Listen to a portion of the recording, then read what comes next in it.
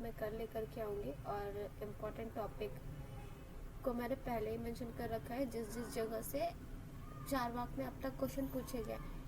आप अगर यहाँ से इस वीडियो को पूरा देखते हैं तो आप 99% जितने भी क्वेश्चन आप कहेंगे वो आप बना सकते हो। मोस्टली आप सारे ही क्वेश्चन बना लोगे, क्योंकि मैंने ये notes previous year question paper से ही देख देख के बनाया है। इसमें कोई भी टॉपिक को मैंने बाहर से इंक्लूड नहीं किया है। सो आज की वीडियो को स्टार्ट करते हैं। इम्पॉर्टेंट टॉपिक है आपके ये, जितने भी क्वेश्चन से अभी तक जितने भी क्वेश्चन से पूछे गए मैंने ये वहाँ से नोट किया है। इम्पॉर्टेंट टॉपिक पहला है आपका प्रमाण पूछता है कि चारवाक कितने प्रमाण को मानता है, कौन कौन से प्रमाण को स्वीकार करता है, कौन कौन से प्रमाण को स्वीकार नहीं करता है। पुरुषार्थ कितने पुरुषार्थों को मानता है, कौन कौन से पुरुषार्थ हैं। बेसिकली अगर बात करें तो 4 पुरुषार्थ होते हैं और चारवाक केवल 2 पुरुषार्थ को मानता है। पहला पुरुषार्थ है काम, दूसरा है अर्थ। इन 2 पुरुषार्थों को चारवाक ने स्वीकार किया है, पर अगर एक ऑप्शन में इन दोनों में से भी कोई एक आता है तो आप काम को लगाओगे। चारवाक का नीति शास्त्र क्या है, उसने नीति शास्त्र में हेडोनिज्म को माना है। हेडोनिज्म को माना है। हेडोनिज्म में वो बोलता है सुखवाद, इसको बोलते हैं सुखवाद हिंदी में। इसका नीति शास्त्र क्या बात करता है, कौन सी थ्योरी अप्लाई होती है, कहाँ पर ये रिलायबल होता है, इसके एग्जाम्पल क्या होंगे। और नेक्स्ट टॉपिक है हमारा इसकी तत्व मीमांसा, या फिर इसके तत्वों की चर्चा, इसके तत्वों के विचार। चारवाक ने कितने तत्वों को स्वीकार किया है और कौन कौन से तत्वों को उसने नहीं माना है। सिर्फ एक ही तत्व है जिसको वो नहीं मानता है और वो है आकाश। ये आपको बहुत अच्छे से याद रखना होगा, क्योंकि ये इम्पॉर्टेंट पॉइंट है इसकी फिलॉसफी का। ये आकाश को नहीं मानता है। सो ये आपके इम्पॉर्टेंट टॉपिक्स हैं जहाँ जहाँ से अब तक क्वेश्चन बने हुए हैं। और ये चारवाक की एक छोटी सी समरी है जिसको मैं मेरे तरीके से लिख सकी हूँ कि आपका एक ही स्लाइड में सारा का सारा वो कवर हो जाए। मैंने लॉन्ग में भी नीचे बनाया, आप देख सकते हैं। पर स्टार्ट करते हैं यहाँ से। चारवाक दर्शन के संस्थापक हैं आचार्य बृहस्पति। ये इम्पोर्टेंट पॉइंट है, क्योंकि कई बार दर्शन के नाम दे देता है और बोलता है कि मिलाइए ये किसने बोला है, मतलब ये किसका दर्शन है, इसके दार्शनिक कौन है। नेक्स्ट प्रमाण, केवल एक प्रमाण को स्वीकार किया, प्रत्यक्ष, और बोलता है इसका एक संस्कृत में ये इम्पोर्टेंट है, प्रत्यक्षम किम प्रमाणम। इसको आप लोग याद कर लीजिएगा, प्रत्यक्षम किम प्रमाणम। अन्य प्रमाणों का इसने खंडन किया है, इसको नोट में डाल लीजिए आप लोग। इसको मैं लॉन्ग वे में बताऊंगी, नीचे है। एथिक्स में इसने हेडोनिज्म को माना है। जीवन का अंतिम लक्ष्य सुख है। तत्वों का विचार पर 4 तत्वों को माना है, पृथ्वी, अग्नि, जल, वायु। यहाँ मैंने लिखा नहीं है, लिख देती हूँ। आकाश को नहीं मानता है। हाँ, पुरुषार्थ 2 पुरुषार्थों को मानता है, ये मैं ऊपर भी बता चुकी हूँ आपको। अब इसकी कोर कॉन्सेप्ट पे आते हैं, स्वभाववाद या फिर प्रकृतिवाद भी बोलते हैं इसको। दोनों एक ही थ्योरी है। इसका मतलब होता है जो भी है वो अपने स्वभाव के कारण ही होता है। प्रकृति के कारण कुछ भी संभव होता है। जैसे मैंने यहाँ पर लिख रखा है, प्रकृति के कारण ही कुछ भी संभव होता है। अगर उदाहरण से इसको समझा जाए तो हम कह सकते हैं अग्नि जलाती है, मतलब अग्नि का काम जलाना ही होता है, ये उसका स्वभाव है। पानी बहता है, ये उसका स्वभाव है। आग कभी भी बहेगी नहीं। कुछ लोग ज्वालामुखी नहीं समझ लेना, आग बहती है, पर आप समझ रहे होगे मैं कहना क्या चाहती हूँ। पानी बहता है, अग्नि जलाती है, ये उसका स्वभाव है, ये उसकी प्रकृति है, ये उसके में होता ही होता है। सर सेकेंड, अब हम बात करते हैं प्रमाण पे।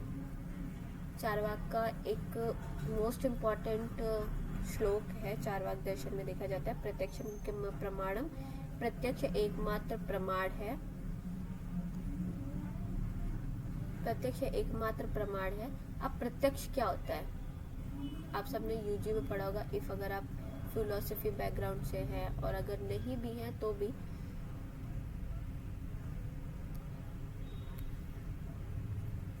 Direct sensory experience. प्रत्यक्ष का मतलब होता है जो हमारे आँख के सामने हो रहा है, जिसको हम देख सकते हैं, वो प्रत्यक्ष है। बहुत सीधी सीधी लैंग्वेज में बोला जाए, हालांकि इसने बोला है कि संदेह मुक्त ज्ञान होता है, हम प्रत्यक्ष पर संदेह नहीं कर सकते, पर ऐसा पॉसिबल नहीं है। कभी कभार हमारे आँख के सामने जो चीज़ें होती है वो वैसी नहीं होती है, हम देख भी गलत रहे होते हैं, हम सुन भी गलत रहे होते हैं, पर हमें यहाँ चारवाक के अकॉर्डिंग पढ़ना है। चारवाक में संदेह मुक्त ज्ञान होता है और तत्काल सत्यापन कर सकते हैं। जैसे उदाहरण एग्जाम्पल लेते हैं, एक एग्जाम्पल सांप का लेते हैं। एक अंधेरा कमरा है, नहीं सॉरी, सांप का एग्जाम्पल लेते हैं। आपने सांप देखा, आपने तुरंत देख के बोल दिया ये सांप है। अगर आपने रस्सी देखा होता, एक कमरा है जहाँ उजाला है, आपने अपनी आंखों से देखा ये सांप है या ये उजाला है, ये रस्सी है। आपने खंबा देखा और बोला ये खंबा ही है, कोई अंधेरे में कोई परछाई नहीं देखी, तो आप बोल सकते हो ना हाँ वो सांप ही है। आप वहाँ पर एकदम कंफर्म हो करके बोलते हो कि हाँ यहाँ सांप ही है, यहाँ कुछ और नहीं है। तो ये होता है प्रत्यक्ष। तो इसीलिए बोलते हैं ये संदेह मुक्त तत्काल सत्यापन होता है। अभ्रांत और अनिश्चित ज्ञान प्राप्त होता है। अभ्रांत का अर्थ होता है जहाँ पर किसी भी प्रकार की कोई भी भ्रांति नहीं होती है, जो तुरंत सत्यापित किया जा सकता है। अभी मैंने एग्जाम्पल से आपको समझा ही दिया। इम्पॉर्टेंट पॉइंट है इसका, प्रत्यक्ष के कारण ही वो आकाश तत्व का खंडन करता है। ये पिछले साल 2024 के क्वेश्चन पेपर में ये क्वेश्चन पूछा गया था, तो ये इम्पॉर्टेंट है। प्रत्यक्ष के कारण ही वो आकाश तत्व को नहीं मानता है।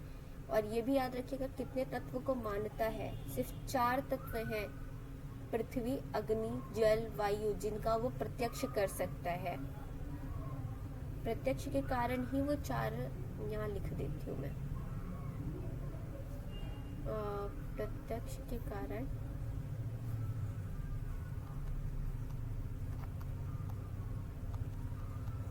कारण 4 तत्व स्वीकार करता है। ओके, और प्रत्यक्ष के कारण ही आकाश तत्व का खंडन करता है। अब सेकेंड टॉपिक आता है हमारा अन्य परमाणु का खंडन।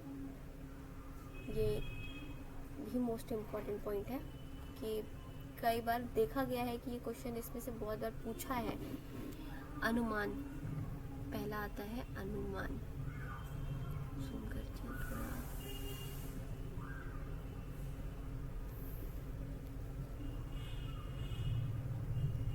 अनुमान प्रमाण, चारवाक ने अनुमान प्रमाण को नहीं माना। अनुमान क्या होता है, हम एक एग्जाम्पल देखते हैं।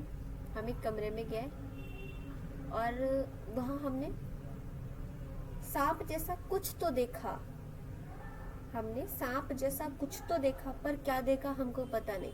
क्या वो रस्सी है या वो सांप है, हम अनुमान कर रहे हैं कि यहाँ सांप जैसा कुछ है, पर क्या है उसका हमको भान नहीं कि क्या है।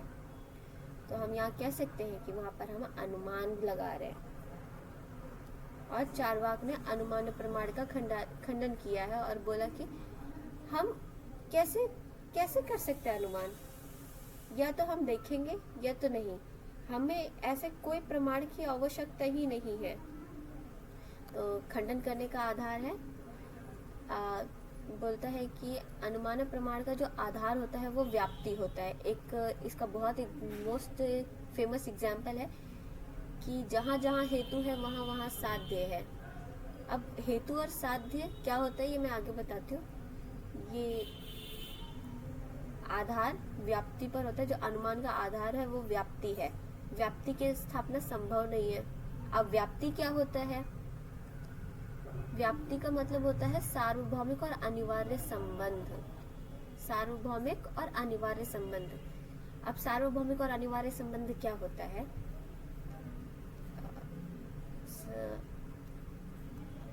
आप धुआं देखकर हमेशा क्या कहते हो? आप धुआं देखते हो तो आप क्या कहते हो कि वहां पर आग है, कहते हो। इन दोनों का जो संबंध होता है वो व्याप्ति संबंध होता है।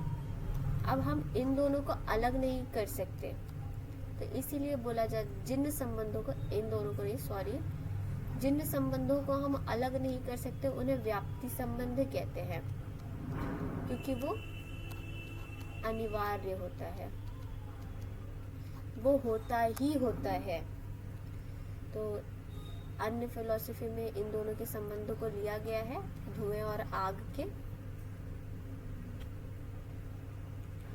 इसलिए बोलता है कि अनुमान का जो आधार है वो व्याप्ति है और व्याप्ति की स्थापना संभव नहीं है, क्योंकि सार्वभौमिक और अनिवार्य अर्थ यहीं से हमको क्लियर हो जाता है। और इसको याद कर लीजिएगा क्योंकि व्याप्ति का कई बार पूछ लेता है।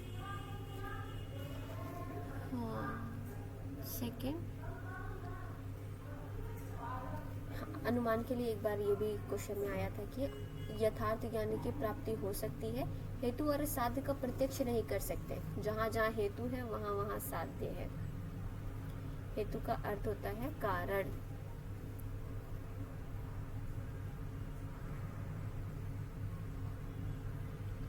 एक मिनट, हाँ, जहाँ जहाँ हेतु है वहाँ वहाँ साध्य है। अब बोलते कि हेतु और साध्य के दोनों के बीच अनिवार्य संबंध की स्थापना करनी है, तो हमें हेतु और साध्य का प्रत्यक्ष करना होगा, जो संभव नहीं है।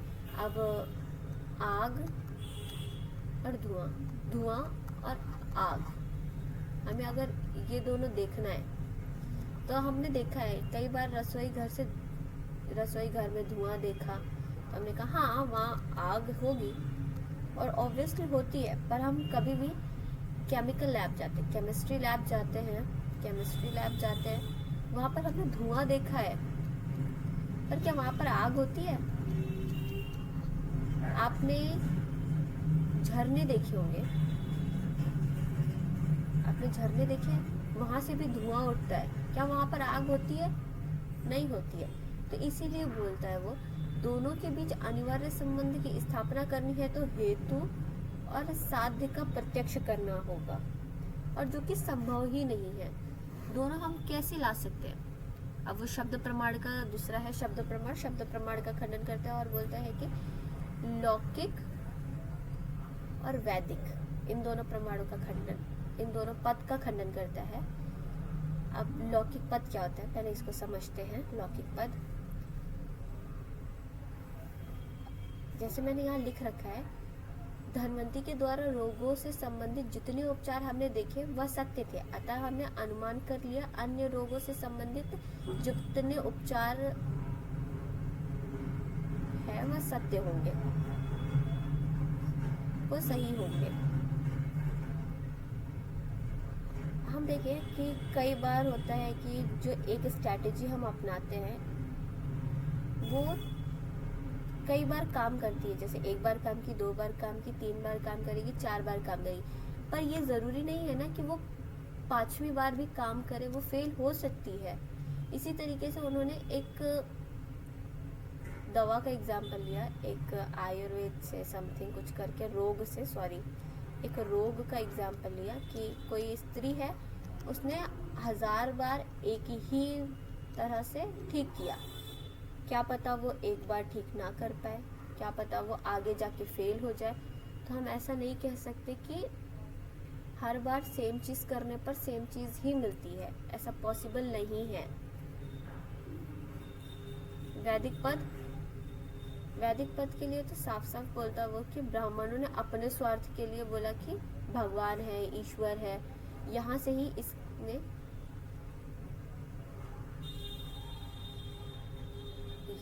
ब्राह्मणों ने अपने स्वार्थ सिद्धि के लिए ही इसकी रचना की, और यहीं से ही इसके ईश्वर का भी खंडन हो जाता है। ईश्वर यानी कि इसकी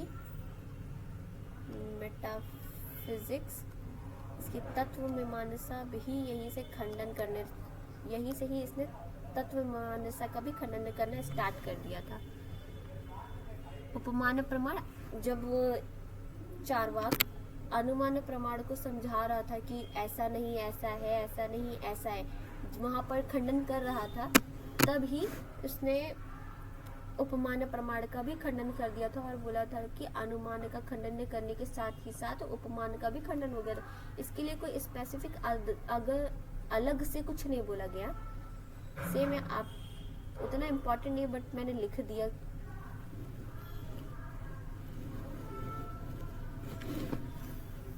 पुरुषार्थ मैं आपको बता चुकी हूँ पहले, वीडियो के स्टार्टिंग में बता चुकी थी कि पुरुषार्थ काम और अर्थ, 2 पुरुषार्थ है। सबसे ज्यादा वो काम पुरुषार्थ को मानता है।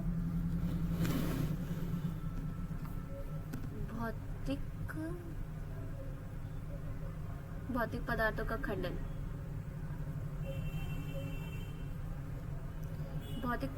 खंडन, हम इसको मेटाफिजिक्स बोल सकते हैं, क्योंकि इसमें कुछ मेटाफिजिक्स के टर्म हैं, जैसे आत्मा, ईश्वर, मोक्ष, पुनर्जन्म। चार्वाक ने इन सब का खंडन किया। आपको बस इतना याद रखना होगा कि उसने जितनी भी पाप, मोक्ष, स्वर्ग, नर्क, जितनी भी चीजें हैं, उन सभी चीजों का खंडन किया है।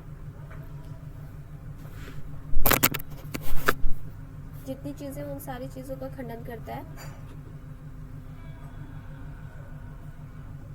जगत, ये इसका इम्पोर्टेंट टॉपिक है, यहाँ से क्वेश्चन पूछ रहा है। जगत सत्य है, याद रखिएगा, चार्वाक ने जगत का खंडन नहीं किया है। सब लोग सोचते हैं चार्वाक ने हर चीज का खंडन किया है, जगत का भी खंडन कर दिया होगा, पर ऐसा नहीं है। चार्वाक उसका परसेप्शन कर सकता है, उसका प्रत्यक्ष होता है उसको। ये 4 तत्वों से मिलकर बना है। जगत में जो तत्व है उनका खंडन किया है, और उन तत्वों में से भी सिर्फ एक तत्व, आकाश तत्व का खंडन किया है। सिर्फ आकाश तत्व का खंडन किया है। पृथ्वी, जल, अग्नि, वायु से बना हुआ है। जो जगत है वो 4 चीजों से ही बना हुआ है। आकाश तत्व को नहीं मानता है। सुखवाद, ये इसकी एथिक्स है। ये भी इम्पोर्टेंट पॉइंट है, इसको बहुत टफ क्वेश्चन नहीं आता।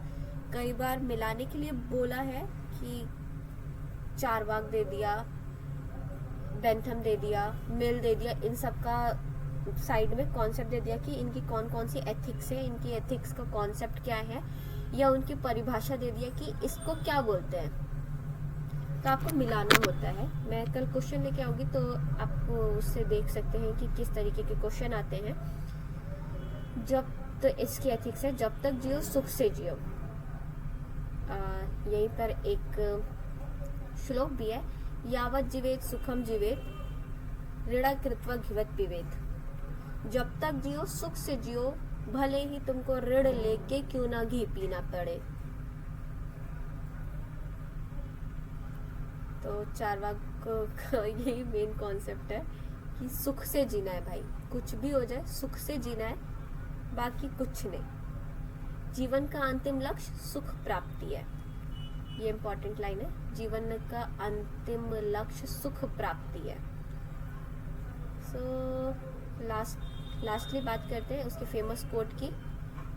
एक श्लोक ज़रूर से याद कर लीजिएगा इसका, यावन जीवेत वाला, इसका फेमस कोट है ये, eat drink and be Mary,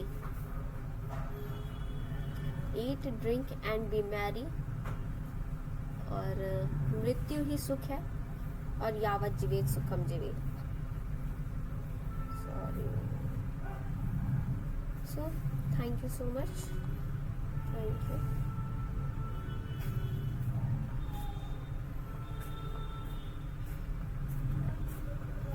ये लास्टली कोई भी प्रॉब्लम आती है तो आप कमेंट कीजिएगा। Thank you.